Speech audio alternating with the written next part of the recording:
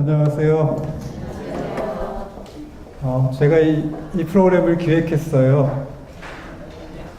신부님이 저하고 한국가톨릭문화연구원에서 거의 10년 가까이 같이 일을 하고 있어서 신부님이 필요하실 때마다 저를 이렇게 괴롭히세요. 어떻게 지난 9주 동안 즐거우셨나요? 네, 다행입니다. 이걸 짜드리면서 수강하시는 분들이 도움을 많이 받으셔야 될 텐데 하고 여러 번 숙고를 하고 또 1차로 이렇게 짜도 시간이 안 되시는 분들이 계시잖아요. 제가 청탁을 드려도 그 시간에 국내에 안 계신다든가 다른 강의가 겹치신다든가 이런 분들은 못 오시니까 그다음 몇 차례 퇴짜를 맞기도 하고 또 다음을 기약하기도 하고 해서 간신히 짜드려서 제 송구한 마음이 있었는데 그래도 기쁘게 들으셨다고 하니까 감사합니다. 오늘 강의는 지난 9주 동안 들으신 내용들을 종합하는 것이라고 생각하시면 되겠어요. 종합하고 그래서 결국은 어떻게 사느냐이잖아요. 어떻게 잘 사느냐. 그냥 사는 게 아니라 신자로서 잘 사느냐의 문제를 계속 여러분들에게 과제로 던져주셨다고 생각해요. 앞에 하셨던 분들이. 그래서 오늘 이 내용을 쭉 정리해 가면서 이 가톨릭의 평신도 영성이라고 하는 것이 어떤 것인지, 그래서 저는 이것을 일상 영성이라고 정의를 내렸어요. 일상 영성이라고 하는 것은 그냥 평소에 영성하면 흔히 갖는 생각이 어떤 영적인 것, 초월적인 것, 초자연적인 것 이런 걸 생각하시잖아요.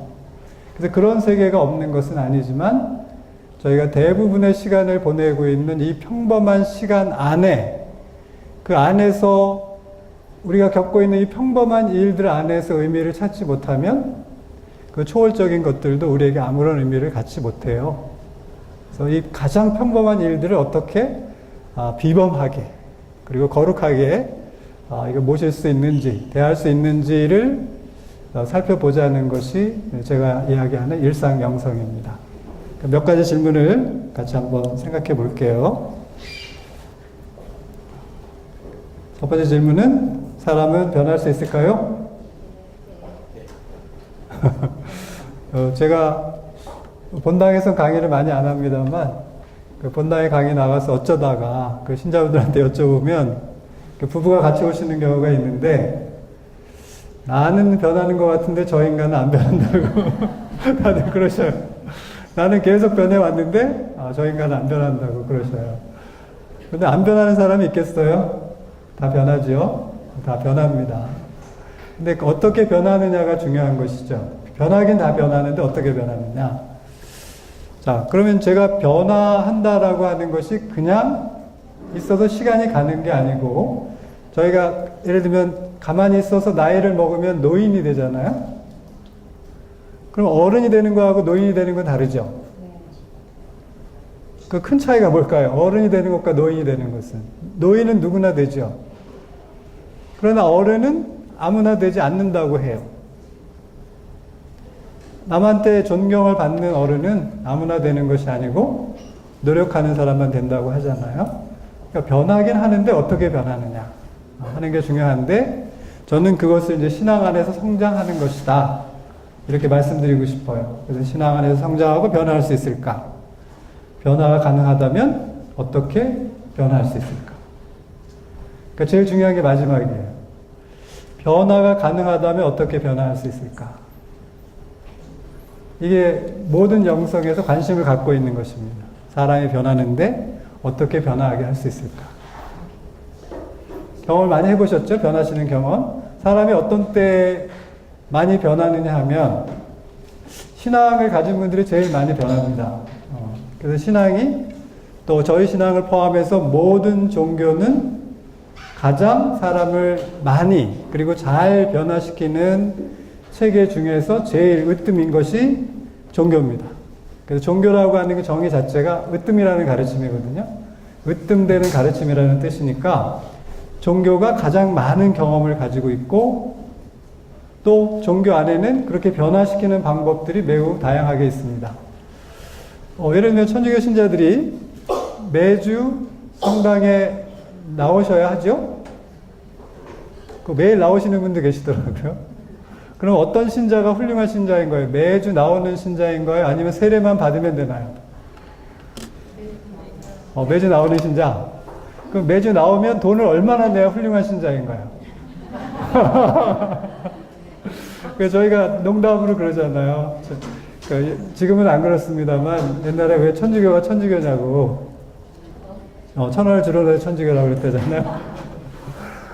제가 왜 이 질문을 드리느냐 하면 작년에 그 가톨릭 신문사가 창간 90주년을 맞아서 그 신자들의 의식조사를 한 게 있어요. 그래서 거기서 신자의 범위를 정하라고 했더니 어디까지 신자냐고 물었더니 거의 그 80% 가까이 되시는 분이 세례만 받으면 신자래요. 그럼 지금 여러분들이 얘기하신 것처럼 주일 미사 다 나오고 1년에 2번 판공성사하고 교무금 내고 주일원금 착실히 내고 이러는 분은 5%가 안 돼.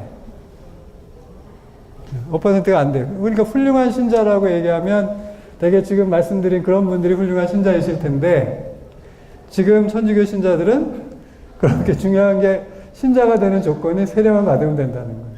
세례만 받고 안 나와도 되고 그냥 내가 신자라고만 의식하고 있으면 된다는 거예요. 굳이 성당에 안 나와도 된다는 거죠. 바람직하죠?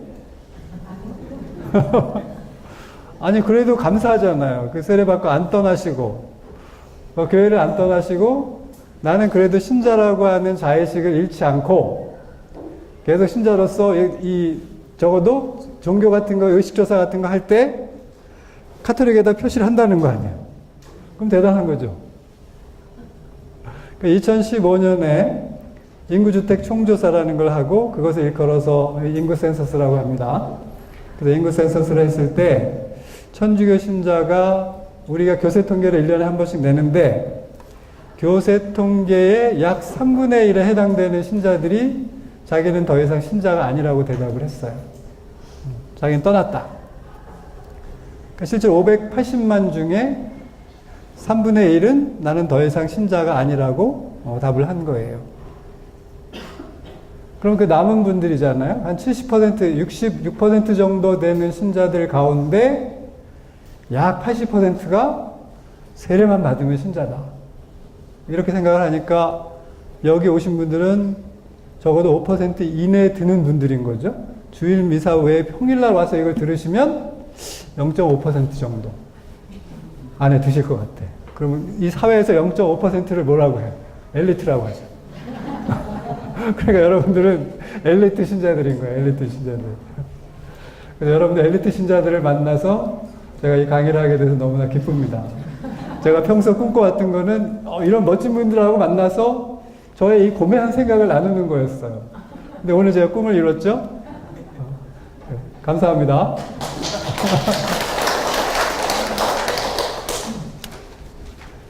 자, 이제는 시작하면 스스로에게 묻기입니다. 첫째는 인생은 의미가 있을까? 있다 없다? 맨 앞에 계신 선생님 한번 왜 웃으셨어요? 저희 자신이 있다고 못 되겠네요. 왜 그러셨어요? 제가 뭐 만족스럽게 못 살아서 그런 거 아니죠? 자매님 어떻게 생각하세요? 의미가 있죠. 의미가 있죠? 근데 제가 얼마 전에요, 몇 년 전입니다. 몇 년 전에 약간 회의가 온 거예요. 그 회의가 왔다는 게 살면 살수록 인생에 뭐가 없는 거예요. 뭐가 있을 줄 알았거든? 그 대단한 게 있을 줄 알고 계속 그걸 추구하면서 왔는데 나이는 계속 먹어가는데 그걸 발견을 못하니까 과연 인생의 의미가 있긴 한 걸까? 하는 질문을 하게 되던데요, 저는. 여러분들 어떠셔요? 살아보시니까 별거 있었어요? 그게 제일 축복받은 의미가 아닐까요? 어떤 게? 그냥 나에게 특별한 게 없다고 느껴지는 그 일상을 누릴 수 있는. 세상에. 이 도통하신 분을 내가 만나기 오랫동안 기다렸는데, 야, 오늘 제가 이 엘리트들을 만났어. 이거 도통하셨어요. 제가 지금 자매님 말씀하시는 거를 말씀드리려고 하는 거예요, 오늘. 근데 이분은 이제 바로 가셔도 돼요. 수강료는 저쪽에 돌려받으시고. 자, 인생은 의미가 있지도 않고 없지도 않죠? 왜 이렇게 자신이 없으시지? 제가 예를 하나 들어볼게요. 제가 아침에 설거지를 하다가 접시를 깼어요. 새벽 대바람에 그 아내가 아끼는 접시를 깼습니다. 그러면 보통 분들은 뭘 하십니까? 새벽에 접시를 깼어요. 재수가 없다. 재수가 없다 그러죠? 그럼 재수가 없다고 하는 분은 왜 재수가 없다고 하는 거죠? 그분이 생각하는 그 세계관에 비춰보면, 그 세계관은 인생관이기도 하잖아요? 그분의 생각에 비춰보면 재수가 없는 거예요. 그렇게 깨면 찜찜하고, 하루 종일 그 기분이 안 좋은 상태로 있으니까 주의력이 좀 떨어지기 때문에 사고를 당할 가능성이 훨씬 더 크니까 실제로 그러다가 안 좋은 일을 당하면 재수가 없을 것 같더니 정말 재수가 없었다. 그리고 그런 경험이 쌓이면 어떻게 해요? 새벽 대바람에 접시를 깨면 재수가 없어진다. 이렇게 생각하잖아요.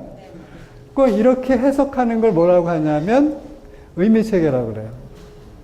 미닝 시스템이라고 해요. 근데 저 같은 경우는 그날따라서 제가 이 스펀지에 있잖아요. 세제를 많이 묻혔어.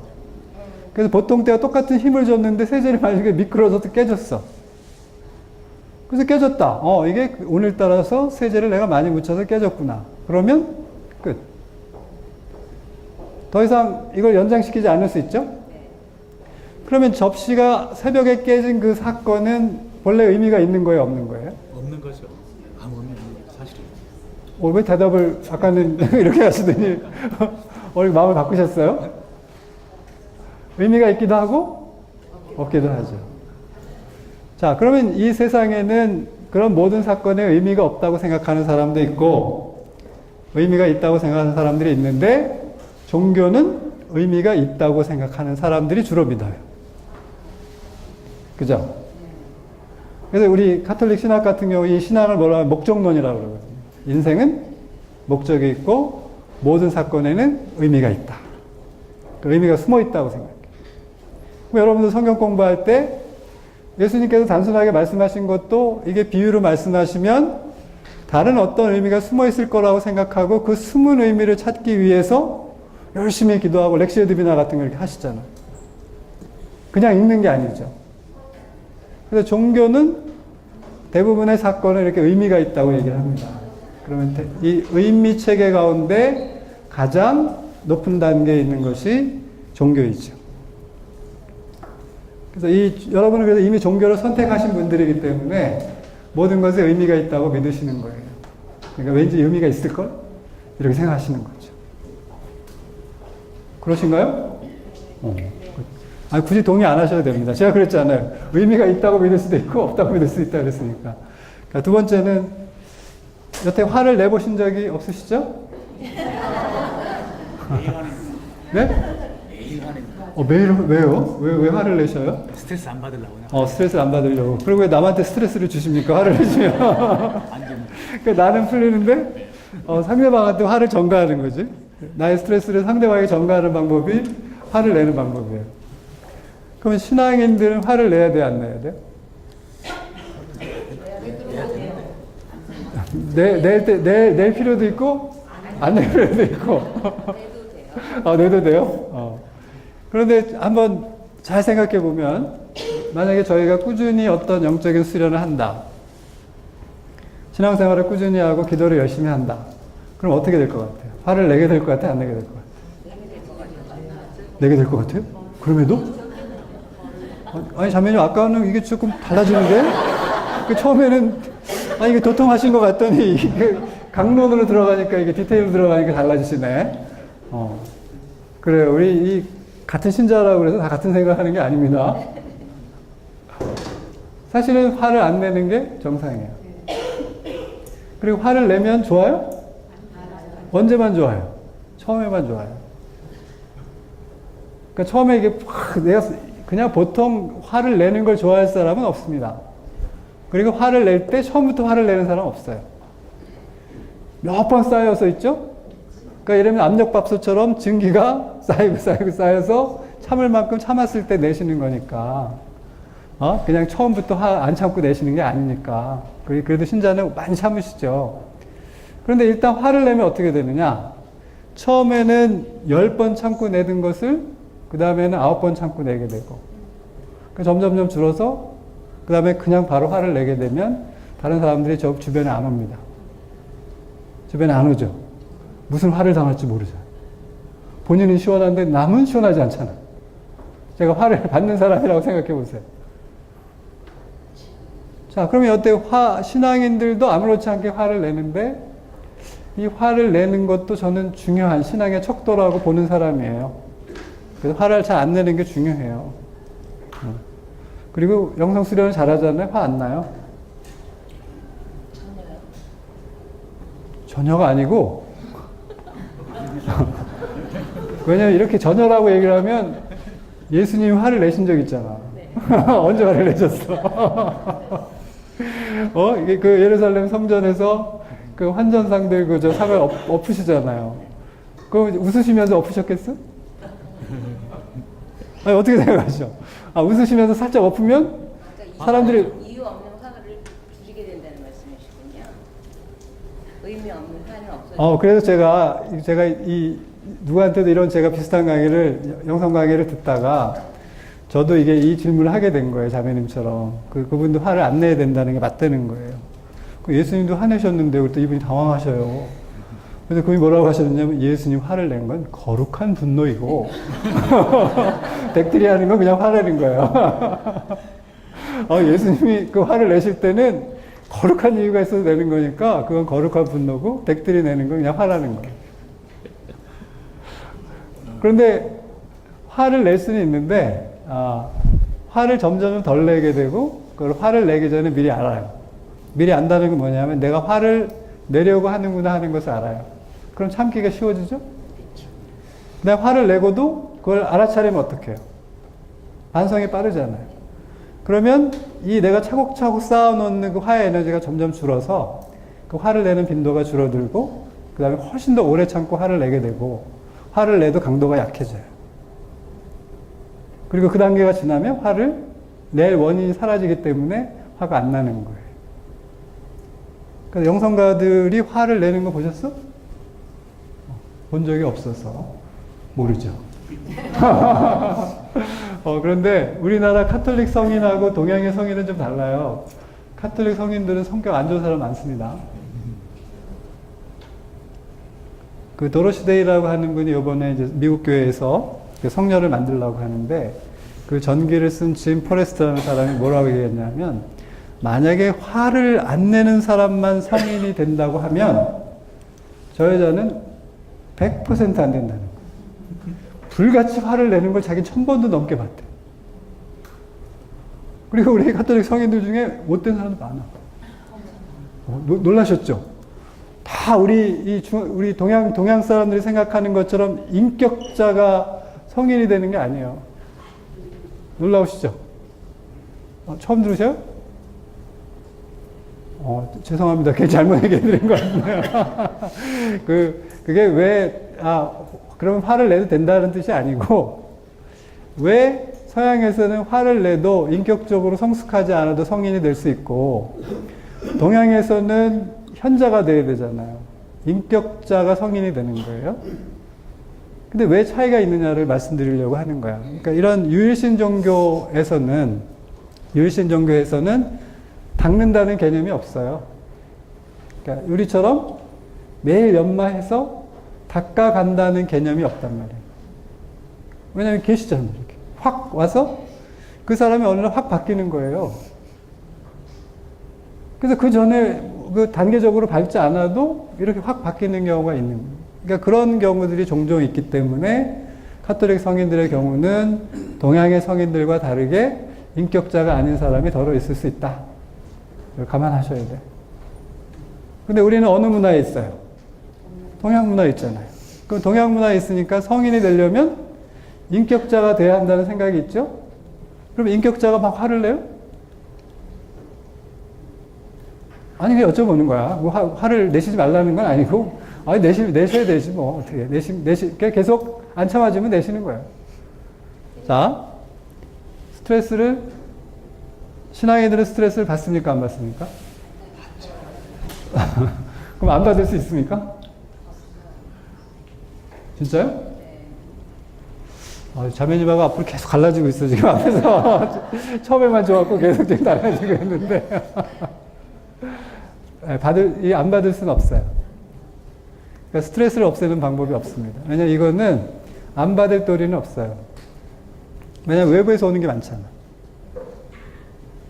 자, 그러나 그것이 왔을 때 내가 어떻게 대처하는가는 내가 선택할 수 있죠.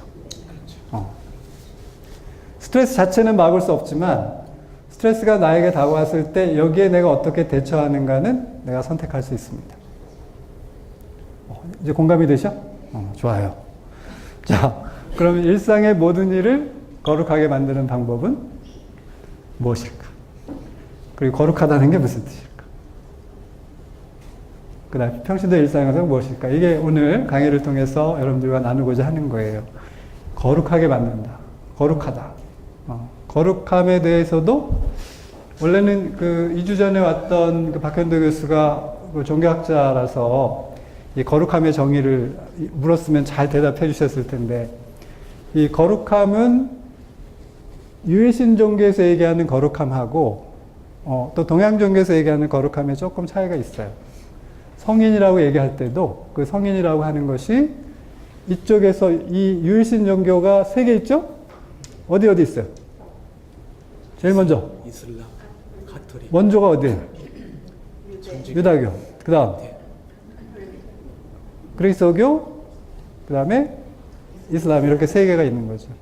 그러니까 제일 할아버지가 유다교고, 우리가 이제 아버지 뻘 되는 거고, 자식 뻘 되는 게 이슬람이에요. 그럼 이슬람에서 믿는 야훼, 그 알라신이 야훼 하나님이라는 걸 아셨죠? 네. 같은 하나님입니다. 네. 그리고 그분도 하나님이라고 합니다. 이슬람 사람들은 하나님이라고 안 하고 하나님이라고 해요. 그리고 개신교 하나님이라고 하고 유대교에서 하나님이라고 번역합니다. 왜? 한 분임을 강조하기 위해서. 근데 왜 우리는 하느님이라고 했어요? 왜 천주교가 됐어요? 아셔요? 하늘에 계신 우리 아버지. 하늘에 계셔서. 아니, 그러니까 왜 천주교가 됐는지 모르셔? 본래 우리 공식 명칭이 뭐예요? 카톨릭. 카톨릭인데 우리 한국어로 표기할 때는 어떻게 표기합니까? 천주. 가톨릭으로. 가톨릭. 그래서 가톨릭 대학이 옛날에 가천대가 생기기 전에 대학 명부에서 1위였거든? 가나다 순을 할 때. 근데 가천대가 생겨가지고 2위로 밀려났어요. 뭐 그런 거라도 1등 해야 되는데. 그래서 가톨릭이라고 하는 게 무슨 뜻이었어요? 네? 잣대라는 뜻이야, 잣대. 기준이라는 뜻. 척도. 그러니까 무엇이 진리냐 아니냐를 재는 척도. 우리 자라고 하죠, 한마디로. 자. 그러니까 진리의 기준이라는 거예요, 우리가. 진리의 기준, 척도가 되는 게 가톨릭이다, 이런 뜻이에요. 그러니까 본래는 그렇게 번역을 해야 되는 게 맞죠? 그런데 우리가 천주라고 얘기한 거는 중국을 거쳐오면서 마테오 리치의 영향을 받은 거예요. 그러니까 유학하고 그리스도교가 만나면서 토착화가 일어나잖아요. 그래서 그 용어를 우리가 한국말로 번역하다 보니까 천주가 하느님이 된 거예요. 그런 역사를 모르셨구나. 근데 사는데 지장 없으셨죠?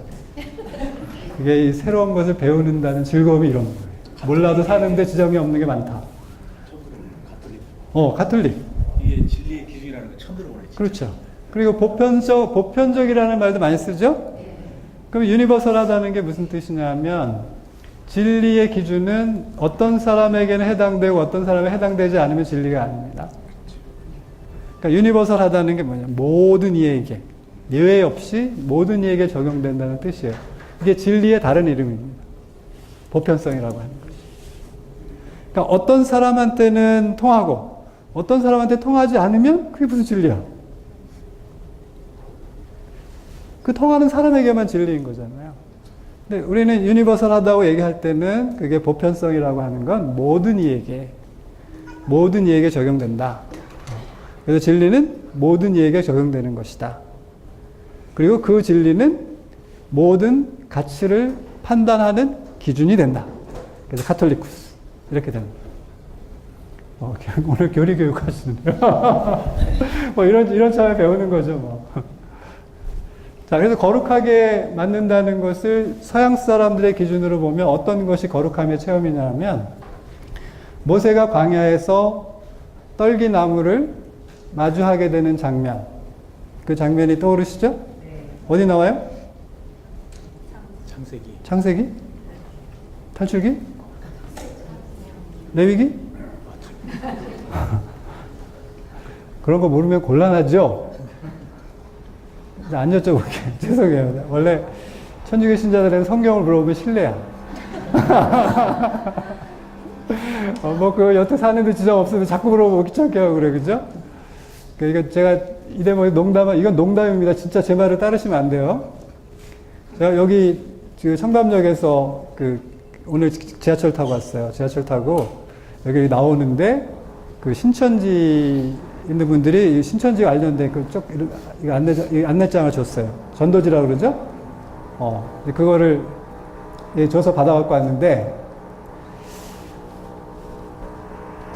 내가 왜 이 얘기를 하지, 근데? 이 신천지에서 처음에는 천주교 신자들을 열심히 꼬여갖고 갔어요. 아니, 농담이에요, 진짜. 근데 진짜, 지금도 진짜 많이 꼬여가. 근데 데려갔는데, 성경 공부를 6개월을 시키는데, 천주교 신자는 진도가 안 나가는 거야. 워낙 기초가 없어가지고, 그래서 포기했다. 그러니까 이게 일설이고, 그 다음에 어떻게 그걸 넘겼어. 그래서 6개월을 해서 기초 과정을 끝냈는데, 이제 심화 과정에 들어가면, 이제 집도 팔고 이러고 와야 되거든? 근데 계속 1,000원만 내는 거야. 그래서 천주교는 실익이 없다. 그래서 포기했다고 이렇게 얘기했더니, 그래서 제가 이렇게 농담을 했는데요. 요즘은 그게 아니래요. 굉장히 심각하대요. 그래서 호남 쪽서부터 계속 지금 침투를 해오는데 아주 무섭게 이렇게 들어오나 봐요. 그래서 제가 이건 농담입니다. 그러니까 이렇게 옛날에 농담을 했다는 거예요. 요즘은 심각해요. 근데 또 그분들끼리 안에서 분열이 일어났대요. 그러니까 신천지가 있고 새천지가 있대. 그러면 지금 그 신천지의 교주 되시는 이만희 씨라는 분이 돌아가시잖아요. 그러면 이제 이게 뭐라고 하냐면 핵분열이 일어나요. 그러니까 저건 한 10년 내에 사라집니다. 그래서 기웃기웃 하실 필요 없고, 거기서 얘기하는 것이 맞을 가능성이 전혀 없습니다. 그러니까 기본적으로 종말론을 배경으로 하고 있는 종파들은 맞을 가능성이 전혀 없어. 특히 시한부 종말론은 여태 역사상 맞은 적이 한 번도 없어요. 왜 그런지 아세요? 자, 몇 년도에 세상이 창조됐죠? 모르셔? 저도 모르고 여러분도 모르시죠?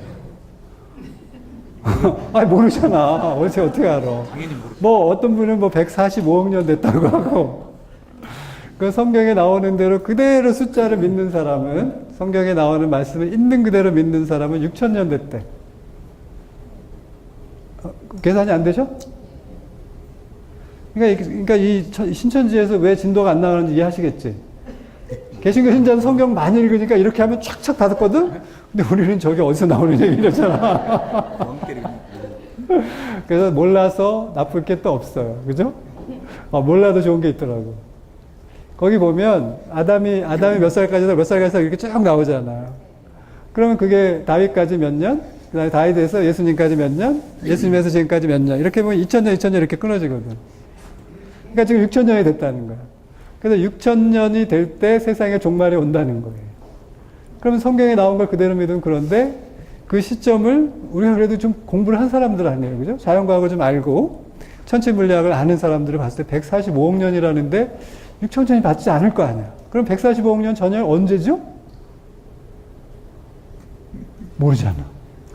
그러니까 시점을 확정할 수 없는데 어떻게 그걸 이 종말이 언제 온다고 얘기할 수 있냐. 그때부터 몇 년이라고 하는 것을 맞을 리가 없지. 오늘 중요한 거 하나 해결하셨어, 그죠? 그리고 또 지구는 5억 년 뒤에 멸망한대요. 근데 저희 죽은 다음에 일이니까 신경 쓰실 필요 없죠?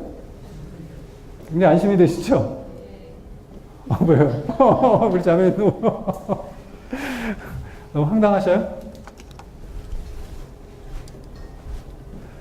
자, 우리 그리스도교 신앙에는 이제 세 가지 차원이 있는데, 그러니까 이 마르티리아라고 하는 거는 이제 우리 순교자를 마터라고 하죠.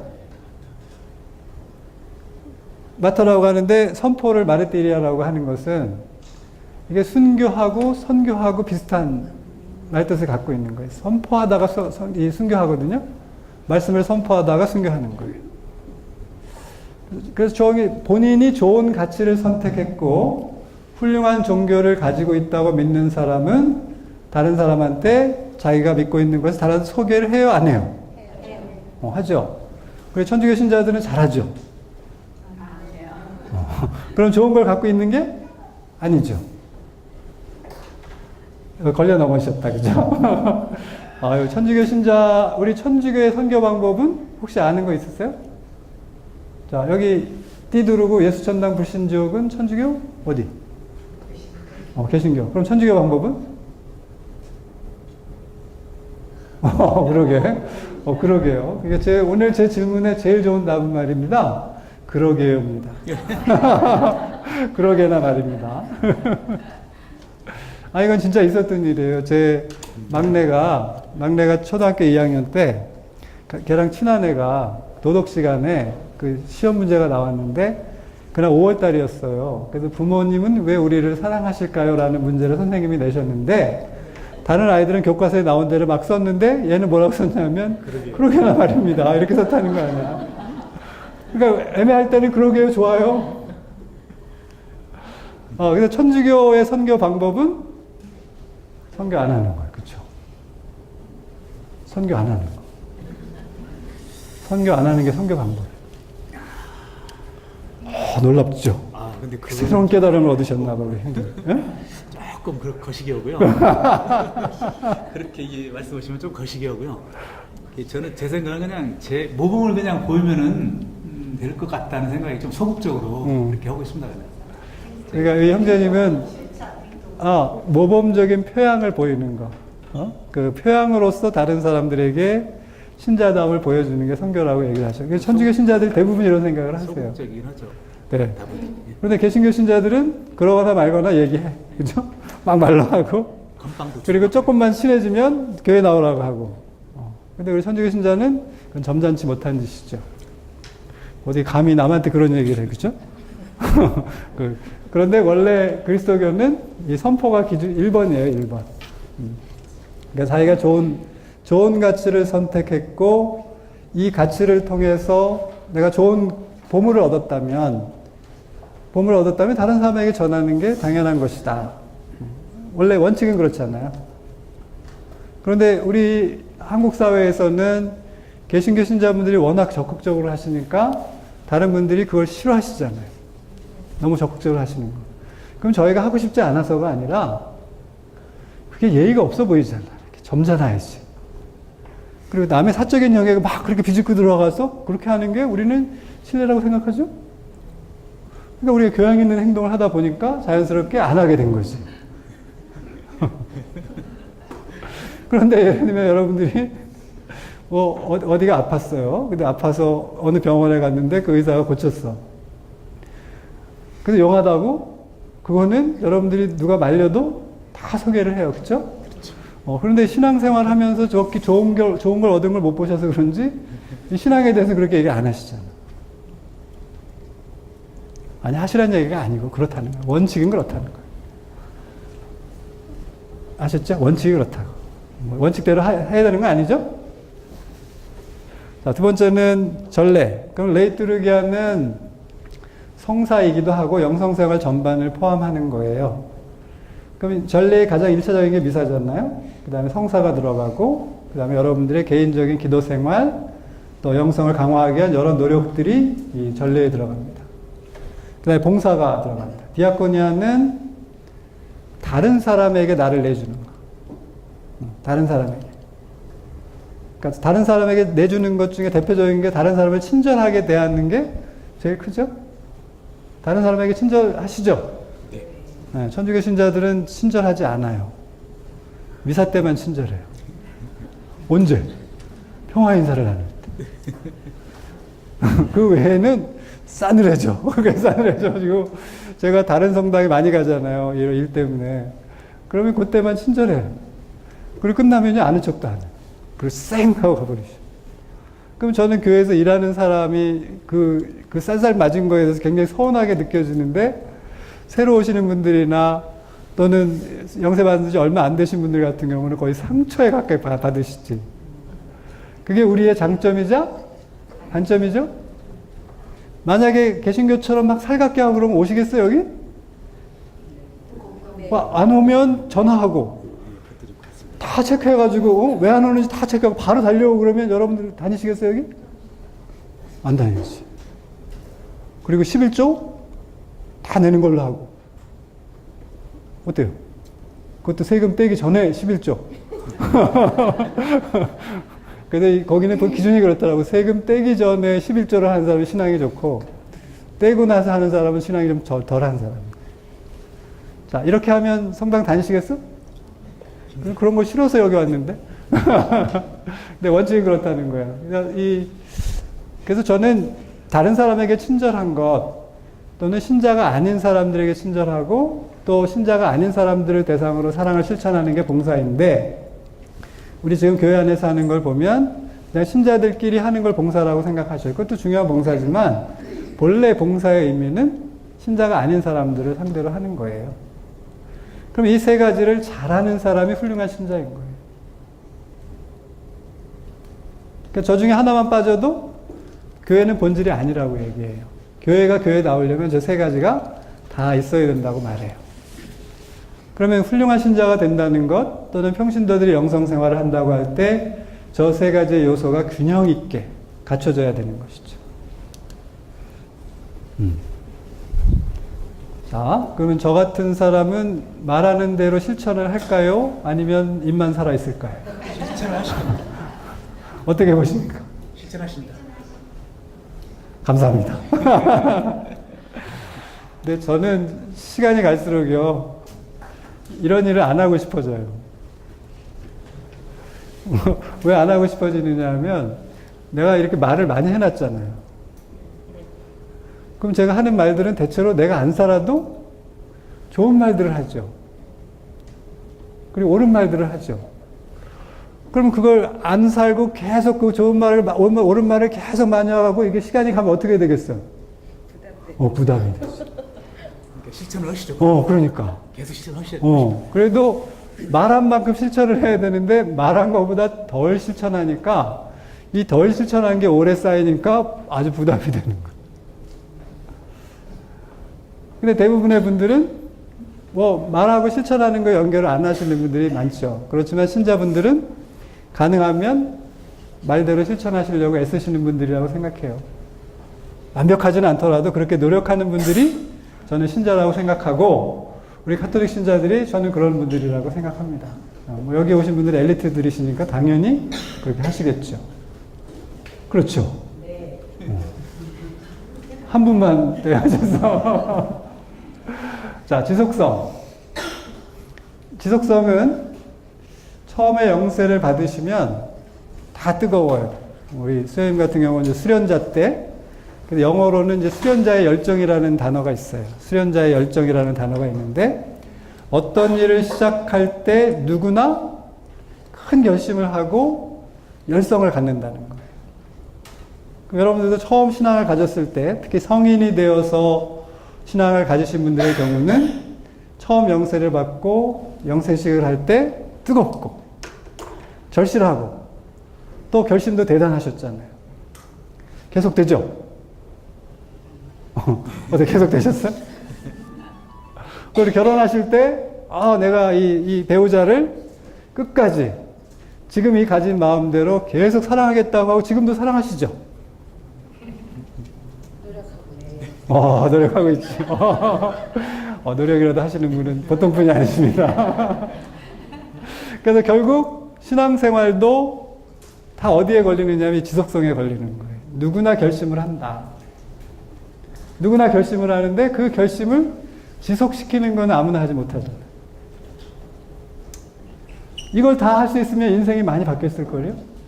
누구나 다 이럴 수 있었으면 다이어트라는 게 없을 것이고, 누구나 다 판검사일 것이고, 그죠? 근데 어떤 사람은 되고 어떤 사람은 안 되잖아요. 결국 이 지속성의 문제에 걸려있기 때문에 그렇죠. 처음에 그 열정을 누구나 지속시키면 좋은데 지속시키지 못한다. 그럼 왜 이 말씀을 드리느냐 하면, 이렇게 저희가 카톨릭에서 배우는 이 영성 수련은 이 지속성을 키우는 걸 하는 거예요. 지속성을 키우는 방법. 결심하면 이것을 오래 끌고 가는 방법. 몸무게를 뺐으면 다시 안 찌고 오래 유지하는 거. 약이 아니라 자기 의지로. 그래서 이 지속성의 문제는 모든 영역에 다 걸쳐 있습니다. 그다음에 하나님에서 늘 깨어있기. 이거는 어떻게 바로 검증해 볼 수 있느냐 하면, 5분 전에 제가 무슨 말씀을 드렸죠, 선생님? 그러게요. 그죠? 그러니까 그러게요가 이렇게 적합한 말이에요. 5분 더 됐는데요. 그러게 말씀하신 게 5분 더 됐습니다. 선생님. 멋지십니다. 자, 이렇게 한번 더듬어 보는 거예요. 그러니까 지금 바로 1초 전에 했던 것부터 쭉 내려가잖아요. 여러분들이 양심성찰을 배우셨다면, 그 양심성찰을 할 때 이렇게 지금 순간서부터 쭉 거꾸로 내려가죠? 안 해보셨어요? 이걸 해보셔요. 저는 여러분들한테 오늘 어떤 방법을 알려드리는 게 아니라 길만 알려드리면 돼요. 그럼 길만 알려드리면 여기 신부님이나 수행들이 그걸 구체화하는 방법들을 알고 계신 전문가들이시기 때문에 이분들에게도 안내를 받으시면 돼요. 자, 양심성찰하면 바로 지금 순간부터 거꾸로 내려가요. 1초 전, 1분 전 쭉 내려가면 처음에는 기억이 잘 안 나죠. 그럼 기억이 안 난다는 건 내가 그 시간에 정신을 차렸다는 거, 안 차렸다는 거. 안 차리고 있었다는 거.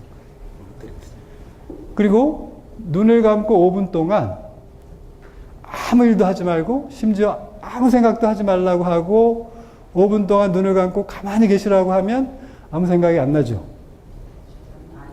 힘들겠네요. 해볼까요? 심심한데 한번 해볼까? 그러니까 저희 연구소에서 그거 꼭 시켜요. 처음 오시는 분들한테. 5분 동안 아무 생각하지 말라. 아무 생각하지 말아야 되겠다는 생각도 하지 말라. 그러고 5분 있으면 한국 사람들은 그러게요가 생각나요. 근데 그렇게 얘기하잖아요? 그럼 5분 뒤에 뭘 경험하셨어요? 그러면 이런 여러 생각들이 들었대요. 그럼 몇 가지 생각이 드셨어요? 그럼 한국 사람 똑같이 5만 가지 생각이 들어요. 실제로 5만 가지는 아니죠. 그러면 짧은 순간에도, 눈을 감고 있는 순간에도 계속 이게 분심 잡념이 올라오는데, 이 눈을 감고 있을 때만 그러세요? 눈을 뜨고 계실 때도 그러세요? 뜨고 있을 때도 장난 계속 생기죠. 그러니까 눈을 감고 있으면 좀 더 예민해지는 거고, 눈을 감고 있을 때는 이 지각이 여러 개 분산되니까 안 그런 것처럼 보이지만 사실 눈을 뜨고 있거나 감고 있거나 똑같아요. 그러면 깨어있는 상태예요? 아니면 혼미한 상태예요? 운전할 때도 그렇죠? 운전할 때도 사고 안 날 만큼만 주의를 기울이죠. 아닙니까? 맞습니다. 자, 그럼 이게 깨어있는 상태가 아니라는 거예요. 그래서 항상 깨어있으면 기억이 나요. 그러니까 항상 힘들잖아요. 항상 하는 것을 할 수 있으면 그건 끝난 거지. 그래서 저는 이걸 여러 가지 표현을 쓰는데, 처음에 이런 수련을 시작한 사람은, 이런 기도 생활을 시작한 사람은 이 권총을 쏘는 것 같다. 뭐냐면 이렇게 벽에다가 24시간이라고 생각하고 쭉 24시간을 이렇게 시계열조로 놔두고 가끔 깨어있는 게 하루에 몇 번이나 되는가라고 하면 권총을 몇 방 쏜 것 같다는 거예요, 처음에. 근데 이렇게 기도하고 수련하면서 주의력이 높아지면 나발총. 집중하는 때가 늘어나는 거예요. 그 다음엔 이게 붙어요. 그래서 이렇게 붙다가 쭉쭉 붙어서 이렇게 길어지면서 마지막에 쭉 연결되는 거예요. 이 과정을 거치거든요. 이걸 신앙생활하면서 경험해 보셨죠? 그러게요. 그래서 제가 여러분들을 엘리트라고 생각해서 당연히 하셨을 거라고 생각했는데 안 여쭤볼게요. 죄송합니다. 나 이웃과 함께하기. 이건 아까 좀 전에 한번 설명드렸고요. 자, 순례는 이제 영적 성장의 길을 이제 순례라고도 말하는데, 우리 김수환 추기경님이 좋아하셨던 말씀은 머리에서 가슴까지 내려오는데 평생 걸렸다. 그렇게 얘기하셨거든요. 말뜻 이해하시죠? 그러니까 머리에서 가슴까지 내려오는데 평생 걸렸다는 게 무슨 뜻입니까? 자매님, 이건 좀 난이도가 높죠? 주관식이라. 그래도 한번 답해 보세요. 그 무슨 뜻이에요? 머리는 이렇게 논리고요. 그 생각 논리가 이 가슴 정말 다 녹일 수 있는 사랑으로 감싸서 그걸 받아들이기까지는 평생을 걸려서 또 못 올 수도 있을 것 같아요. 어쨌든 그렇게 가는 거. 네네네. 그 좋아요. 의미가 아닌가 싶어요. 예, 역시 제가 상대를 제대로 만났습니다.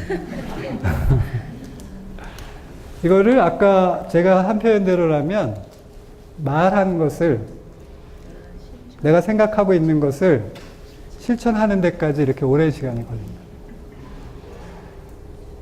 그래서 그것도 그냥 어쩌다 한번 하는 것이 아니라 일상적으로 실천할 수 있을 때까지 이렇게 오랜 시간이 걸리는 것. 그래서 이런 영성가들은 이렇게 변하는 과정을 순례라고도 얘기해요.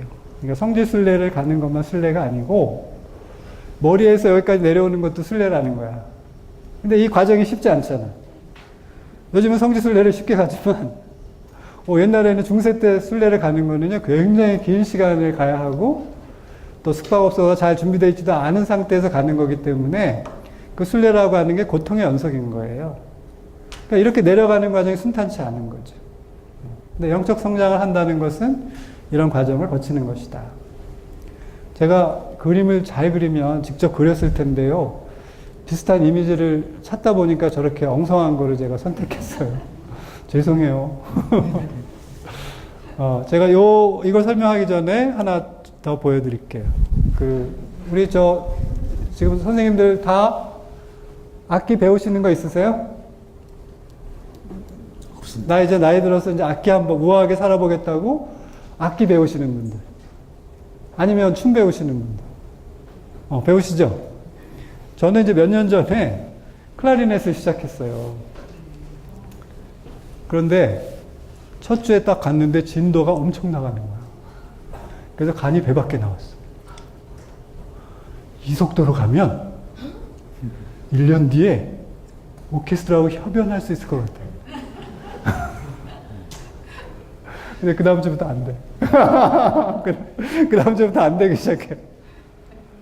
그래서 지겨워요, 정말. 이게 안 올라가다가 거의 포기할 때쯤 되면 요만큼 올라가는 거예요, 요만큼. 그러니까 그 과정이 계속 반복되는 거예요. 그것을 이를테면 이렇게 볼 수 있다는 거예요. 그런 노력을 꾸준히 노력할 때 아무런 변화가 일어나지 않는다고 생각할 수 있는데, 그래서 마치 제자리를 계속 맴도는 것처럼 이해할 수 있는데, 자세히 보면 이렇게 이 거꾸로 내려가는 걸로 해놨는데, 이건 좀 설명을 드릴 거예요. 이걸 뒤집어 놓고 보시면 서서히 올라가는 거예요. 이걸 어디에 비유할 수 있느냐? 여러분들이 매주 미사에 나오시잖아요. 그럼 1년을 다녀, 2년을 다녀, 3년을 다녀도 매일 같은 게 반복된다고 생각하시잖아요. 이래서 뭐가 달라져? 이렇게 생각할 수 있잖아요. 그러니까 나는 다람쥐 쳇바퀴 돌듯이 매번 같은 원을 돌고 있다고 생각할 수 있다는 거지. 그런데 이게 시간이 어느 정도 이렇게 양이 쌓이잖아요. 축적이 되잖아요. 그럼 조금씩 올라가는 거예요. 그럼 이것처럼, 이걸 뒤집어 놓은 것처럼 서서히 올라가는 거예요. 이게 절대 제자리에 있지 않습니다. 그럼 아무것도 안 하고 제자리에 있는 게, 아무것도 안 했는데 올라가진 않죠? 꾸준히 무엇인가를 할 때 올라가는 거지, 아무것도 안 하는데 올라가게 되진 않아. 그러니까 우리가 영성을 수련한다. 영성 훈련을 한다. 라고 하는 건 지속적으로 반복해서 무엇을 하는 거예요. 똑같은 행위를 반복해서 하다 보면 이게 양이 쌓이잖아요? 그러면 점점 올라가는 거예요. 그럼 영성가들은 사람의 몸을, 사람의 육신을 무엇에 비유하느냐 하면 당나귀나 망아지, 당나귀나 망아지를 비유하는데 이 망아지 같은 경우는 말을 잘 듣죠? 잘 안 듣죠? 그럼 어떻게 길을 들이나요? 어떻게요? 당근만 갖고 안 되죠. 채찍질도 해야 되지. 그럼 여러분의 몸은 이 영성 생활에 많고 이렇게 정신적인 생활, 영적인 생활에 적합한 형태로 훈련을 시키려면 당근만 줘도 돼요? 채찍질이 많이 필요할걸요? 그럼 그 채찍질이 뭐냐면 금욕과 자기절제. 금욕과 자기절제를 통해서 몸을 계속 훈련시키면 이 몸이 나중에 이 영적인 가치에 맞게 움직여주는 거예요. 내 뜻대로 움직여주는데 이걸 안 하면 여러분이 그 몸의 욕구에 집니다. 몸한테 끌려다닙니다. 또 영성가들은 이 몸에 대해서 많이 얘기하시고 또 육체의 중요성에 대해서 많이 얘기하시는데 그 육체의 중요성을 얘기를 할 때 되게 탓하는 방식으로 육체의 중요성을 얘기하세요. 끊임없이 이 육에 대해서 뭐라고 하시거든요. 한탄하시거든요. 무슨 뜻이겠어요? 그만큼 육이 중요하다는 거죠. 그래서 어느 단계에 넘어가면 몸이 말을 안 들어주면 여러분들이 아무리 고상한 뜻을 품고 원대한 뜻을 품어도 그것을 이행할 수가 없죠. 그리고 오랫동안 병에 시달리면 정신도 망가집니다. 몸이 그렇게 중요한 거죠. 그래서 결국 몸의 한계 안에 있어요, 저희는. 그러니까 이 몸을 얼마나 잘 다스리느냐가 신앙생활뿐만이 아니고 모든 것에서 이 지속성을 만드는 걸 가능하게 해주는 거죠. 그래서 처음에는 누구나 이렇게 열정이 확 올라가요. 처음에는. 이게 신자들이 그렇잖아요. 처음에 영서 받을 때는 다 할 수 있을 것 같아. 그러다가 한 10달 정도 지나면 판가름이 나죠. 이 사람이 냉담할 사람인가 아닌가가 판가름이 납니다. 그때까지 본당에 아는 사람이 있거나 어디 단체에 소속되거나 특별한 경험을 하지 않으면 대체로는 제가 보기에는 냉담합니다. 세례를 받고 나서도. 자, 그래서 처음에 갑자기 이렇게 좋았다가 일정 시간을 지속하다가 뚝 떨어질 때 많은 분들이 뭐라고 얘기하시느냐 하면 내가 큰 기대를 하고 왔는데 아무것도 없다는 거예요. 교회가 왜 이러지? 그리고 아주 실망스러운 걸 너무 많이 본다고 얘기를 하세요. 그래서 나는 문제가 아닌데 기존에 있는 공동체에 있는 사람들이 이 교회에 있는 기존 신자들의 문제가 있어서 나는 더 이상 교회 흥미를 못 느끼고 나가야 되겠어라고 얘기를 해요. 되게 이렇게 떨어질 때 그렇게 느끼거든요. 근데 이건 당연한 거죠. 처음에 열정했을 땐 그렇지만 열정이 식었을 때는 다시 처음부터 차근차근 시작해야 되는데 그 단계까지를 누가 이끌어주지 않으면 되게 혼이 스스로 지쳐서 떨어져 나가는 거예요. 그럼 여기서 냉담자 관리하는 담당하시는 분들이 있으면 이 원리를 잘 생각하셔야 돼요. 그래서 이 기간 동안에 이게 내려가서 이렇게 내려가는 동안에 개입하지 않으면 100% 냉담하는 거예요. 그 다음부터는 이렇게 천천히 올라갑니다. 그럼 앞에 거 다시 보겠습니다. 그러면 여기에 참 자아라고 되어 있는데 트루 셀프라고 되어 있는데 여기를 어떻게 들어가느냐, 자기의 본 모습으로 어떻게 들어가느냐. 그러니까 우리가 영성훈련을 한다는 것은 자기의 본래 모습을 찾는 거거든요. 그 본래의 모습을 우리 카톨릭 교리에서는 이마고 데이라고 해요. 이마고 데이, 이미지 오브 갓, 하느님의 모상성, 하느님의 본질을 닮은 모습.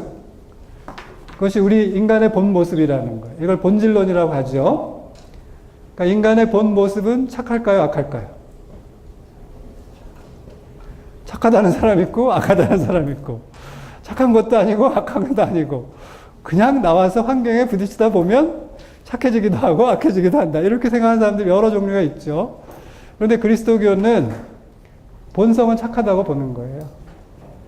그 임하고 네이, 이미지 오브 갓, 하느님의 모상성이라고 하는 건 하느님의 본성을 우리가 공유하고 있다는 거거든요. 그럼 하느님의 본성을 공유하고 있다는 건 나쁜 게 아니잖아. 그죠? 사람이 착한 것 같아요. 왜냐하면 만물을 만드시고 마지막에 사람 만드시고 참 좋았다고 했어요. 네. 후사가 하나 더 들어가요. 자, 그러니까 지금 우리 선생님 말씀처럼 임하고 네이는 착한 거예요. 인간의 본성은 착한 거예요. 그걸 착하다는 것을 조금 더 문자로 써서 표현하면 이타적인 거예요. 이기적인 것이 아니라 이타적인. 그러니까 인간은 기본적으로 이타적인 존재다. 근데 이 이타적인 존재가 살다 보면 이기적인 존재가 되죠. 그래서 이걸 약간 스크래치가 난 거라 그래요. 그러니까 손상이 생긴다 그래요. 그래서 그걸 죄 때문에 손상이 생긴다고 하는데, 뭐 살다 보면 인생에 여러 풍파가 있으니까 그 풍파 때문에 그런 걸 수도 있죠. 그죠? 그렇지만 본성이 다 망가지진 않아요. 그럼 저희가 신앙생활 한다고 하는 것은 그걸 되찾는 거예요. 없어진 게 아니기 때문에 그걸 되찾는 거죠. 그러면 참 자아라고 하는 건 하나님이 처음에 우리를 지었을 때 그 모습으로 돌아가는 거예요. 그럼 이렇게 돌아가면 이렇게 내려가야 되는데 실제로 경험하는 것은 깊이로 내려갈 때, 아까 거꾸로 올라가는 거라고 얘기했는데 실제로 영성생활을 시작하고 기도를 깊이 하다 보면 선한 걸 보는 게 아니고 여러분들의 죄성을 보게 돼요. 실제로 경험하는 거는 여러분의 악한 모습을 보는 거예요. 그럼 깊이 들어가면 들어갈수록 그걸 보게 되니까 내가 잘못 가는 것처럼 생각한다 이거예요. 그래서 처음에는 그 단계를 거쳐야 되는 거예요. 그래서 죄에 물든 그 과거들이 쫙 정리가 돼야 올라갈 수 있는데, 그래서 영적으로는 계속 올라가고 있어도 내가 내면에서 경험하는 것은 그런 불편한 경험이라는 거예요. 그래서 마치 그걸 경험하기 때문에 내가 잘못 경험하고 있다라고 하는 것이 아니라 거의 99.99%는 이렇게 경험한다는 거예요. 그러니까 수많은 우리 카톨릭의 영성가들이 경험한 내용이고, 저도 경험한 내용이고, 여러분들도 하시다 보면 그렇게 경험하게 돼요. 근데 그거는 잘못 가는 게 아니에요. 제대로 가고 있는 거예요. 그래서 그걸 뚫고 들어가야 그 안에 감춰진 여러분의 본 모습이 드러난다는 거예요. 그럼 이거는 저절로 되는 거죠? 이제 문제는 이거예요. 그게 저절로 되는 거냐, 이거예요. 그 죄의 문제를 저절로 해결할 수 있느냐. 가만히 있으면 시간이 해결해 주느냐는 거예요. 대답해 보셔요? 저절로 됩니까? 안 되죠. 그럼 안 되면 어떻게 해야 돼요? 되게 해야 되지. 그럼 되게 하는 방법이 수련이라는 거예요. 수련. 영성 수련, 영신 수련. 이런 것들이 다 이걸 되게 하는 방법인 것입니다. 자, 우리 공자님이 우리의 인생의 단계를 40이 되면 부록이고 50에 지천명이고 60에 이순하고 70에 종심서에 분리구라고 했어요. 여기에 우리가 이걸 그대로 따라가는 건 아니지만 수련을 하면 비슷하게 갑니다. 그래서 제가 좀 설명을 드릴게요. 수련을 하면 이렇게 된다는 게 무슨 뜻이냐면, 몸으로 하는 것은 계속 반복하다 보면 생각의 변화하고 같이 가거든요. 자, 그러면 지천명이라는 뜻을 아시죠? 이걸 신학적으로 우리 카톨릭식으로 이해하면 어떻게 이해할 수 있는지 설명해 보겠습니다. 천명을 안다. 그러면 천명을 중용에서는 본성이라고 했어요. 천명지위 성. 그러니까 본성을 아는 것이 천명이라고 했단 말이에요. 그럼 여러분 본성을 아셨어요? 이게 무슨 뜻이냐? 여러분이 여태까지 50 이전까지는 뭘 하는 거냐면 내가 이루고자 하는 목표에 관심을 갖는 거예요. 내가 이루고자 하는 바.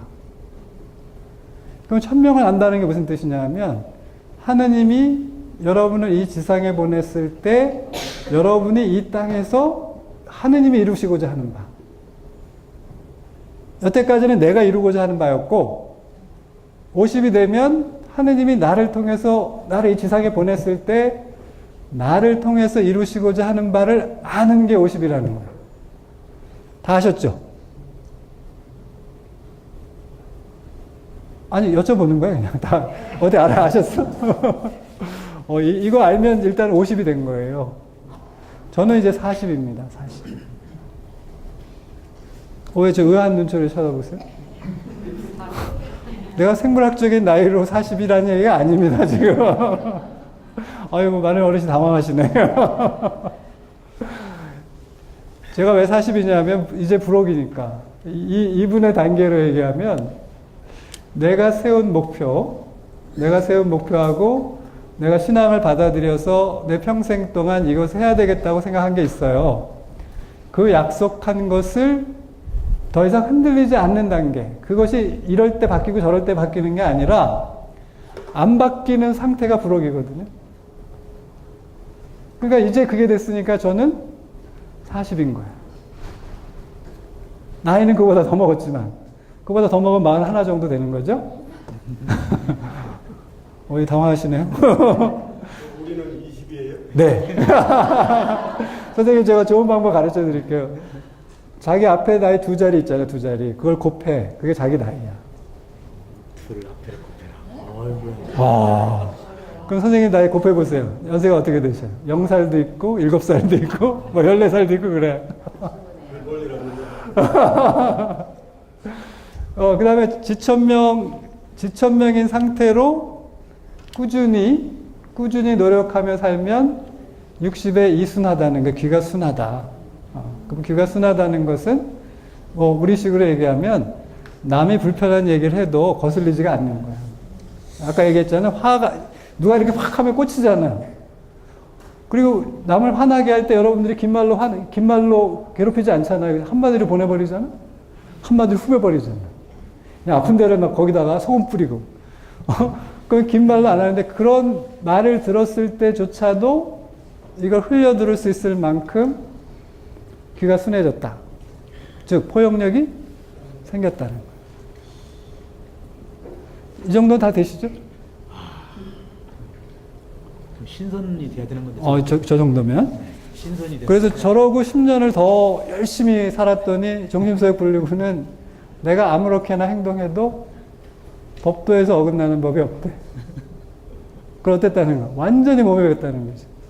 이것을 우리는 덕이라고 해요. 카톨릭 용어에서는 윤리신학에서는 덕, 버추. 덕이라고 하는 건 어떤 가치를 반복해서 몸에 익히잖아요. 그 완전히 몸에 익으면 내가 굳이 애쓰지 않아도 저절로 되는 상태가 덕이야. 그럼 수도 생활을 다른 말로 수덕 생활이라고 하거든요. 그럼 수덕 생활을 한다는 건 어떤 가치를 내가 굳이 애쓰지 않아도 저절로 될 때까지 어떻게 한다는 거예요? 반복한다는 거예요.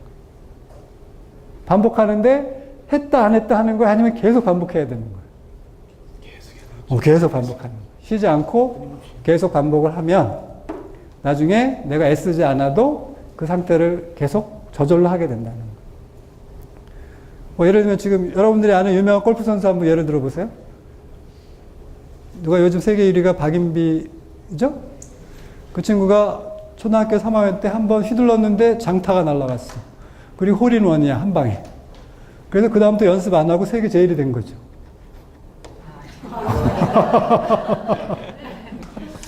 유현진이 초등학교 6학년 때 한 번 던졌는데 시속 150km로 스트라이크가 된 거야. 그래서 그 다음부터 연습 안 하고 메이저리그 간 거죠. 그래서 살집이 날씬하군요. 자, 어떻게 생각하세요? 그럴 리가 없죠. 그럴 리가 없죠. 다른 사람이 하는 것보다 훨씬 많이 반복해서 저절로 될 때까지 그렇게 익히잖아요. 그러면 저희가 학습할 때 그 습자가, 그 습자 아시죠? 한자로? 그 위에 있는 게 뭐예요? 기두자잖아요. 그 다음에 거기 100인데 흰백이지만 100백입니다. 그러면 갓난 새가 100번의 날개짓을 해야 난다는 거 아니에요? 그럼 공부를 한다는 건 뭘 한다는 거냐면 지속적으로 반복한다는 거예요. 반복하면 그게 몸에 익는다. 그럼 저절로 할 수 있게 된다. 그러면 저희가 지금 이 연세에도 어릴 때 어떻게 외운 거 아직까지 안 까먹고 계신 거 있으시죠? 그거는 그냥 한번 봤는데 안 까먹는 거죠. 그냥 한번 스쳐서 봤는데, 그걸 아직도 안 까먹고 있어. 어떠셨어?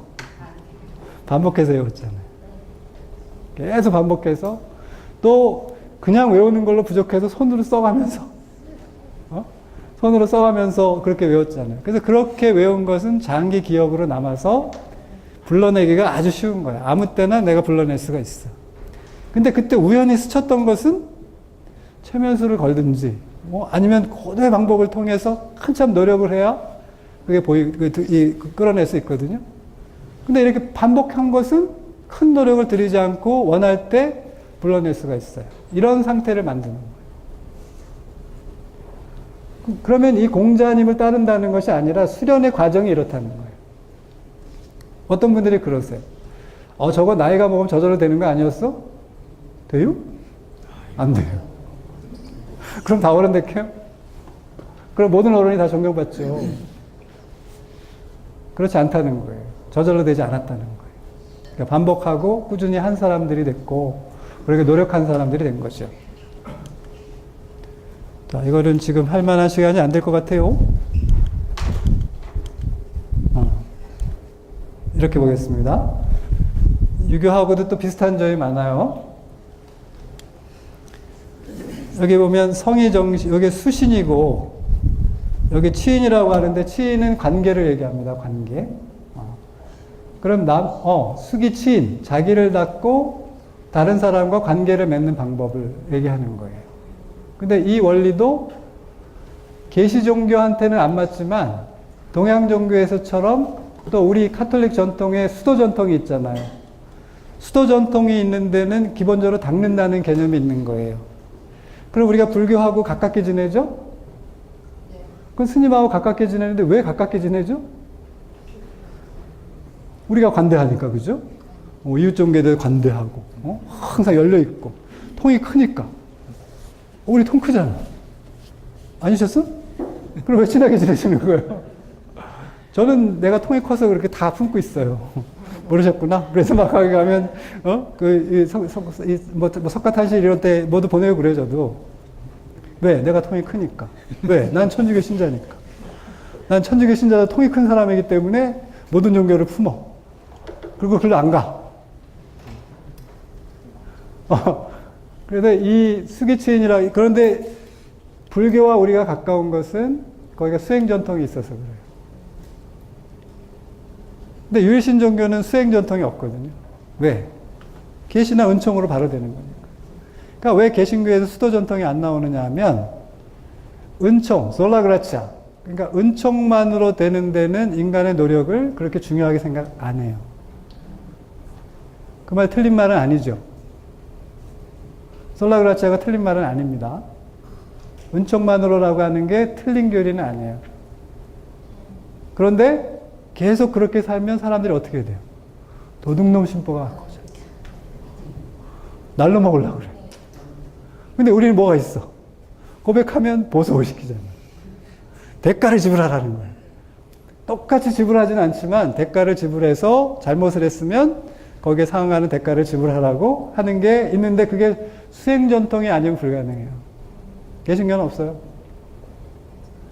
그런데 왜 솔라그라치아는 맞느냐라고 얘기하느냐 하면 여러분이 어떻게 하시면 구원을 받으세요? 완벽한 행동을 통해서 구원을 받는다고 하면 구원 받을 사람 있어요? 없어요? 없어요. 그러니까 은총으로 되는 거예요. 그러니까 그 말이 틀린 건 아니죠. 그 사람이 노력해서 한다 한들 평생에 몇 번을 옳은 행동을 하겠어. 그리고 이 사회의 그 보편적 가치라고 하는 게 얼마나 다양해요, 가치들이. 그 상대적 가치들에게서 어느 게 옳고 그런 것들을 우리가 특정할 수 없는데 내가 잘 살았다, 항상 옳은 행동을 한다 할 수 없다고 할 수 없거든요. 그럼 내가 어떤 바른 행동을 해서 그걸 얼만큼 해야 구원을 받겠어? 불가능하지. 그러니까 그거는 전적으로 하느님에게 달려있는 거예요. 그래서 솔라그라치아다. 그러니까 은총만으로라고 얘기를 하는 거고. 다만 우리 천주교는 교부 때부터 그 교리를 인정하면서도 우리의 노력이 중요하다고 얘기를 하는 거예요. 예를 들면 가을에 감나무가 이렇게 있으면 그 밑에서 입을 벌리고 있으면 되는 거죠. 감을 먹고 싶다. 그러면 시장에 가서 감을 사는 게 아니라 감나무 밑에서 계속 이렇게 누워 있으면 돼. 입만 벌리고 있으면. 그러다 안 익은 감이 눈탱이에 떨어지는 거지. 아니면 여기? 그래서 자, 그럼 여러분들이 생각하실 때 그거 왠지 그거 갖고 부족하잖아요. 뭔가 해야 될 것 같잖아요. 나도 뭔가 성의를 보여야 될 것 같잖아요. 그러니까 이런 게 수도 생활에 나오게 된 배경인 거예요. 가만히 내가 아무것도 안 하고 은총을 받기는 너무 죄송하다.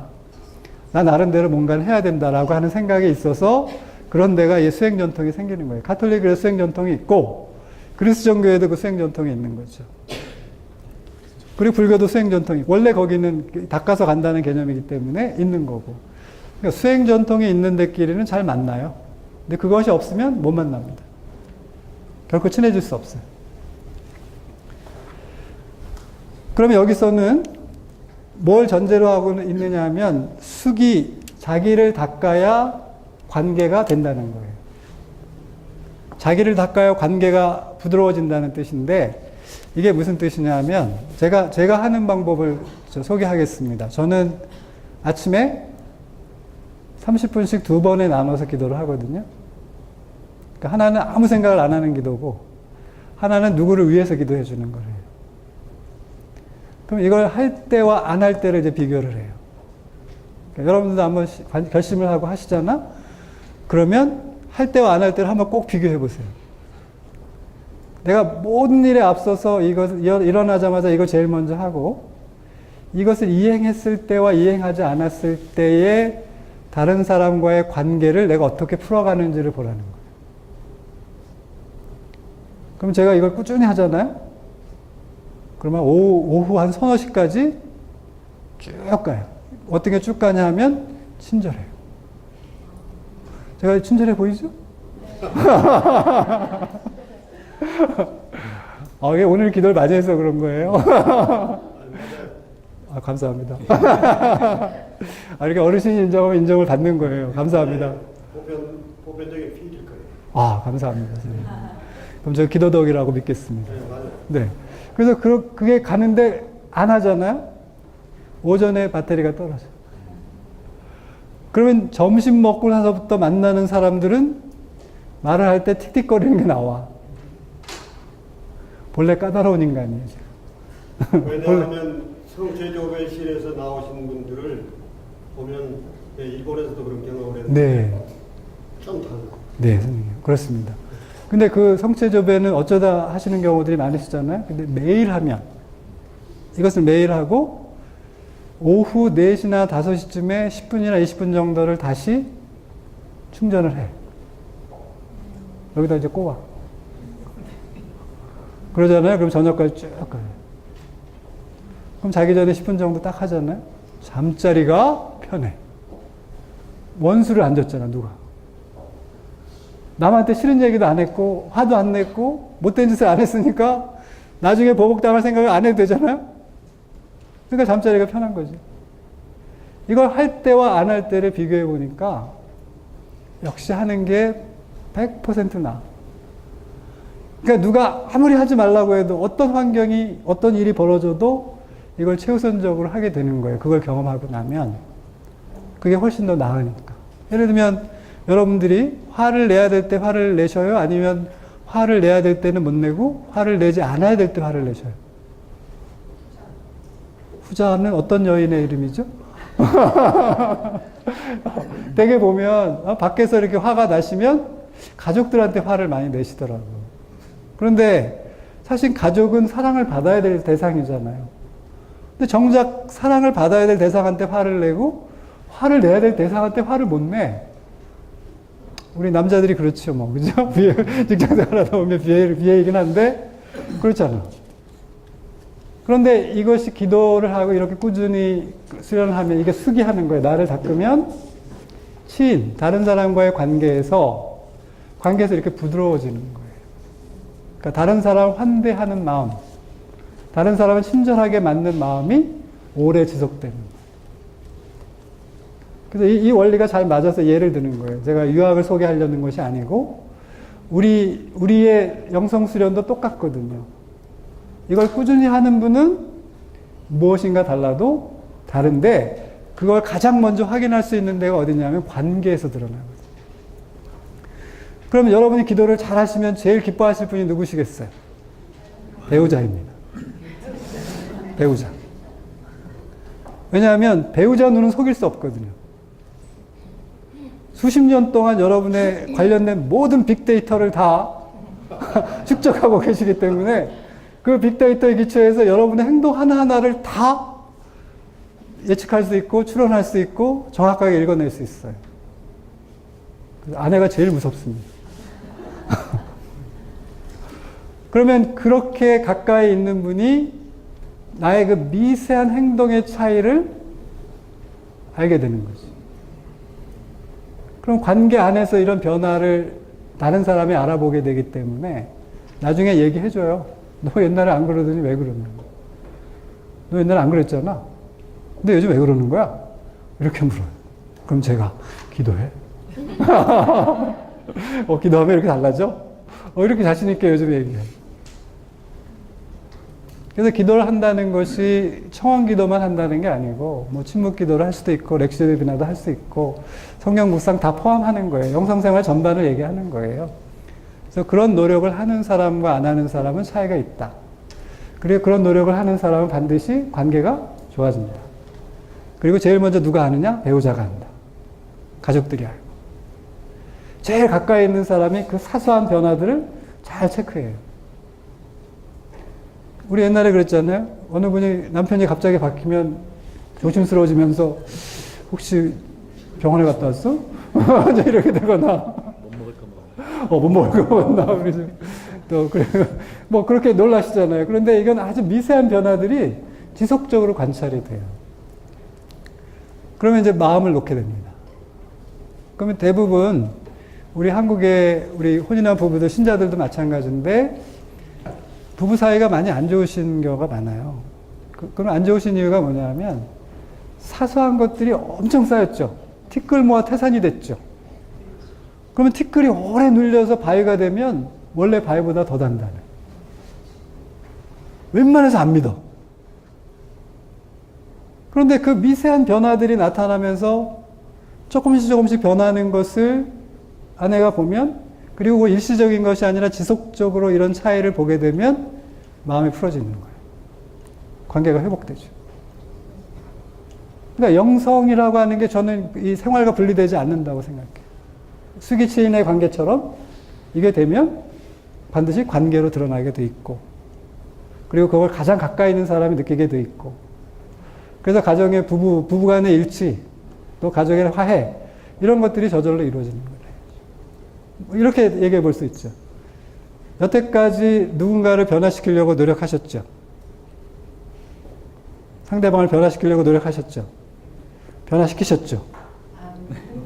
변화시키려다 원수가 되셨죠. 그러니까 될 일입니까? 안 될 일이죠. 그럼 한번 생각해 봐. 나를 바꾸는 게 상대방을 바꾸는 게 쉬워. 바꾸는 게 쉽지. 나를 바꾸기도 쉽지는 않지만 상대방을 수십 년 동안 바꾸려고 노력했는데 안 되셨잖아요. 그럼 그 노력으로 자기를 바꾸면 그건 훨씬 빨리 돼요. 쉬운 일은 아닙니다, 당연히. 그러니까 쉬운 일은 아니지만 바뀝니다. 그리고 자기를 바꾸는 게 남 바꾸기보다 쉽습니다. 그럼. 그리고 여러분들이 꿈꾸는 것 지금 말씀하신 것처럼 천주교 신자들한테 왜 신앙생활 하느냐고 물으면 무슨 동기로 왜 어떤 목적으로 신앙생활 하느냐고 여쭤보면 거의 67%, 거의 70% 가까이는 마음의 평화를 누리고 싶으시대요. 단 거 잘 모르겠고 나는 마음의 평화를 누리고 싶어. 그럼 성당에 오면 그래도 마음이 평화로워지죠? 그렇죠. 그럼 여기 뭐 거룩한 이 분위기 자체가 그러니까 그 사람들도 쫙 가라앉아 있고 여기 방방 뜨는 사람들은 성당에 잘 안 어울려요, 그죠? 우리 신자들이 그런 사람들을 좀 불안하게 봐. 이거 방방 뜨는 사람들, 그죠? 그럼 여기 성당에 있는 건 대체로 좀 차분하신 분들이 오시죠? 아니에요? 맞습니다. 나는 방방 뜨는 분인데 그랬나? 대체로 여기 방방 뜨는 분들도 여기 이 분위기에 눌려가지고 차분해져. 차분해지지. 그러니까 이 성당이 갖는 장점이 그거예요. 그 분위기가 그렇게 돼 있어. 성당의 이 장식부터 모든 것이 이렇게 가라앉히게 해놨고, 또 성당에 들어갈 때도 성수를 찍고 들어가라고 하잖아요. 그럼 성수를 찍고 들어가면 거기 공기가 다르죠? 어떻게 생각하세요? 성당의 공기는 이제 바깥 공기하고 다르고 청정한 지역이고 미세먼지가 없고. 맞습니다. 선생님, 감사합니다. 자, 그럼 이게 무슨 뜻이에요? 이거는 약속이잖아요. 그러니까 우리가 이 성수를 찍고 성호를 긋고 기도문을 외우고 들어가면 그때부터는 이 공간은 어떤 공간이 되는 거예요? 거룩한 공간이 되는 거예요. 그러니까 이게 인위적인 약속이거든. 내가 이렇게 인위적으로 어떤 공간 안에 들어갈 때 이걸 찍고 이렇게 들어가면 여기서부터는 성스러운 공간이 되는 거예요. 그럼 이 바깥은 속된 공간이 되는 거지. 그럼 속된 공간에서 성수를 찍음으로 성스러운 공간 안으로 들어가. 그럼 성스러운 공간 안으로 들어가면 우리는 이것을 세탁으로 얘기하면 이제 세탁기에 들어가는 거지.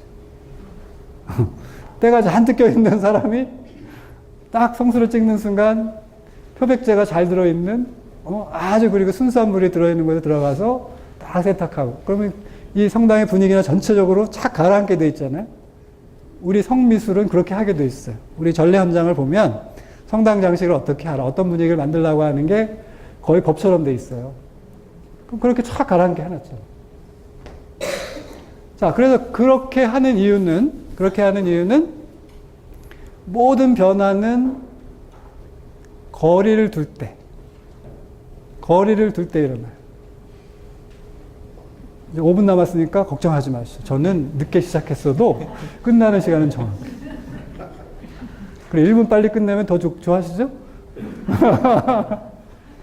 내가 정시에 끝낼 거예요. 걱정하지 마셔요.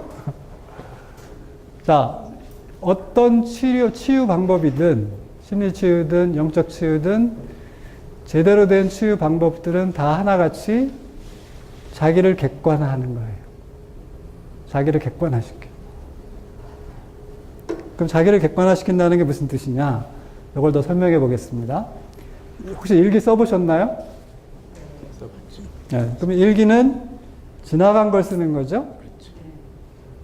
결심을 쓰시는 게 아니고, 꿈과 희망과 결심을 쓰는 게 아니고 지나간 걸 쓰시잖아요. 그럼 지나간 걸 쓰시면 지난 시간에 대해서 나를 이렇게 돌아보는 거거든요. 이렇게 떨어뜨려 보는 거거든요. 떨어뜨려 보잖아요.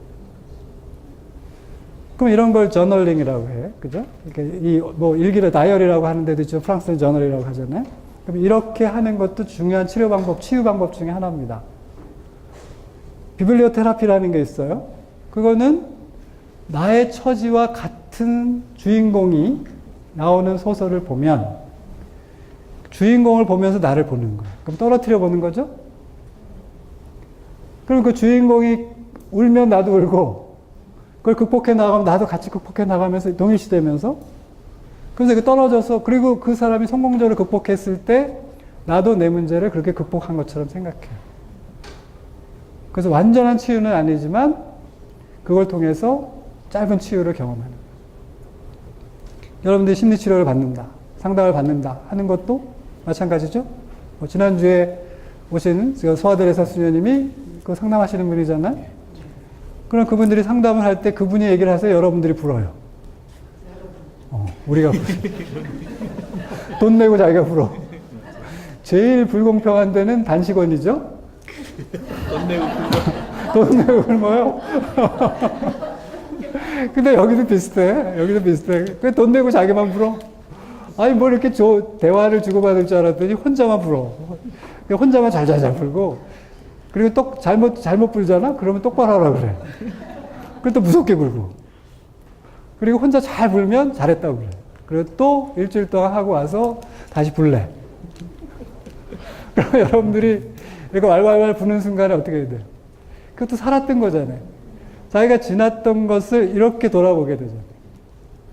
그래서 그 행동 안에 있었던 나를 떨어뜨려서 봄으로써 내가 어디에서 어떤 것을 놓쳤었는지, 어떤 것에 상처를 받았고, 또 무엇이 문제인지를 보게 돼요.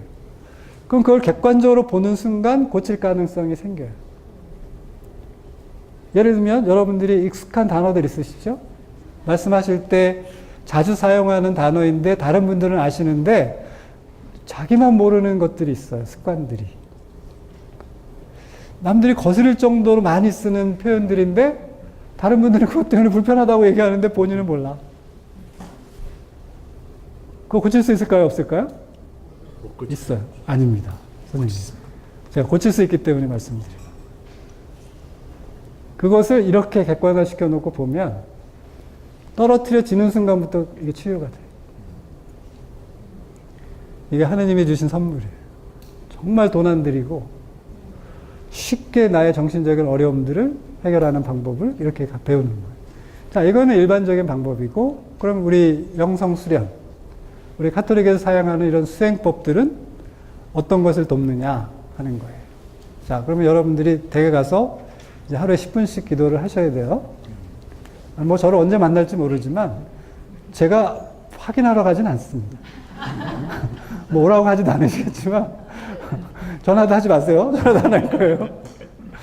한번 해보세요. 그냥 해보시고 하루에 10분 동안 아까 말씀드린 대로 기도한다고 생각하지 말고 그냥 아무 생각을 안 한다고 생각하고 이 생각도 저 생각도 하지 않고 가만히 있어 보겠다고 생각해 보시고 가만히 있는 걸 해보시는 거예요.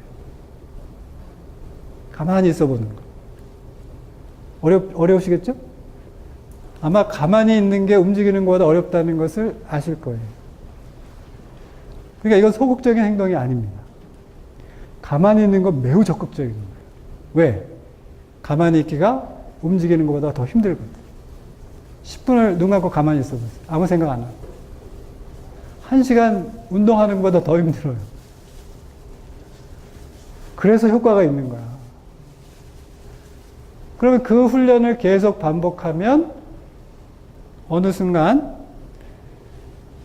막 분심이 올라오는 것을 경험하는 나라고 해요. 경험하는 나. 막 거기서 혼자 뭐 공상을 하고 저 미국도 갔다 어디도 갔다 막 날때 돌아다니는 것을 경험하는 나. 그 경험하는 나고 처음에는 몰랐는데 내가 그걸 바라보고 있어요. 또 다른 내가 그걸 내가 바라보고 있어요. 그럼 영성 수련한다면 어느 걸 키우는 걸까? 바라보고 있는 나.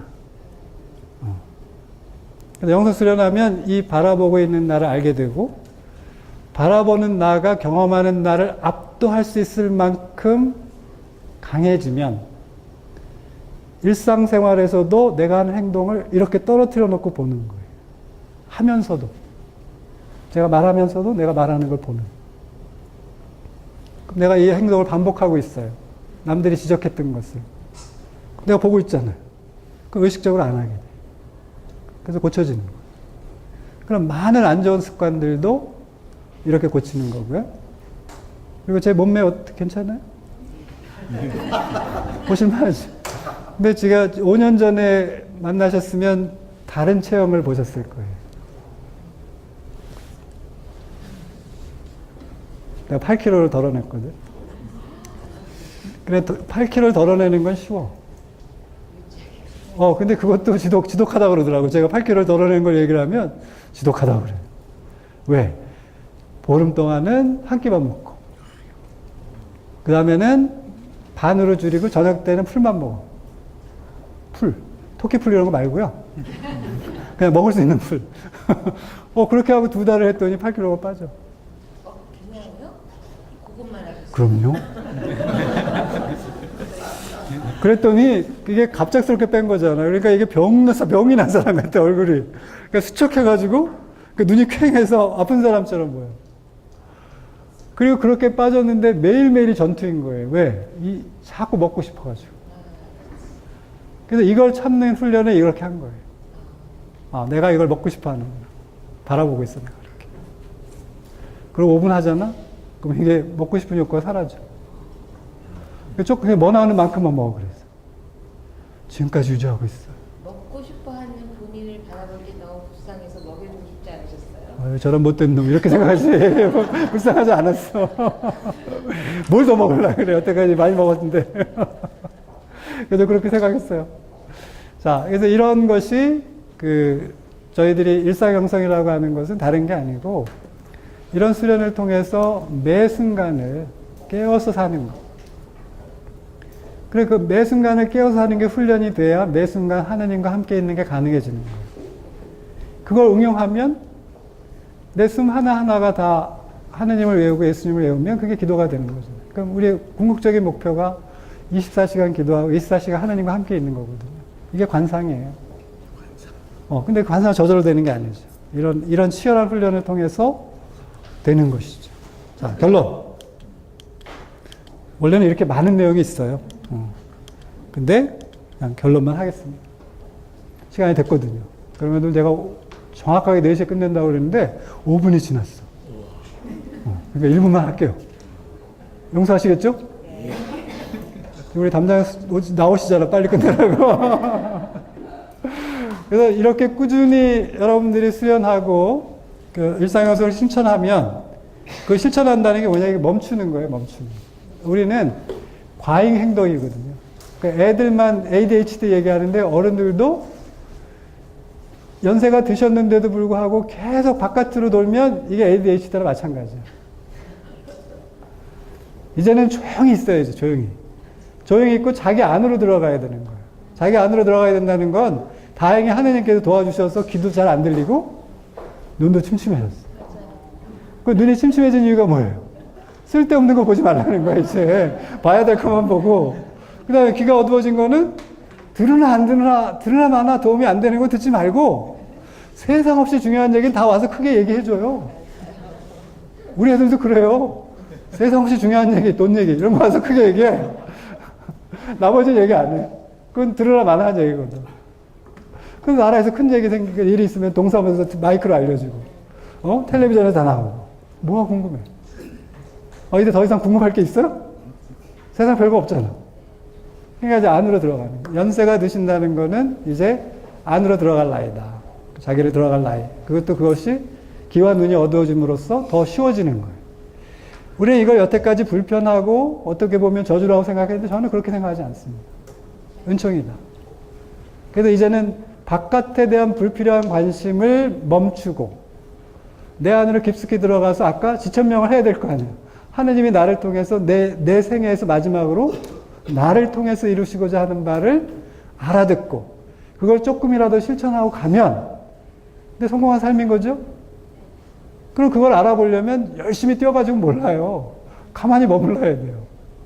그래서 행동을 멈추고 자기를 바라보는.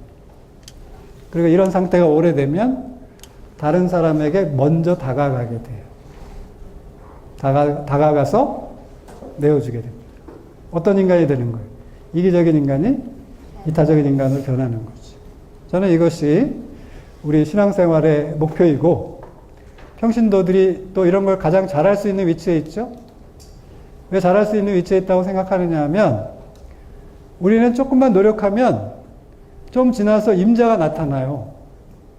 그 임자가 나타난다는 게 뭐냐면 제가 어느 정도 됐다고 생각했는데 어느 날 강적이 나타나. 그래서 완전 나를 휘저어놔. 그러면 안 흔들리면 내가 된 거고 흔들렸으면 더 해야 되는 거죠. 그러니까 우리는 수행을 돕는 스승들이 엄청 많은 거예요. 주변에.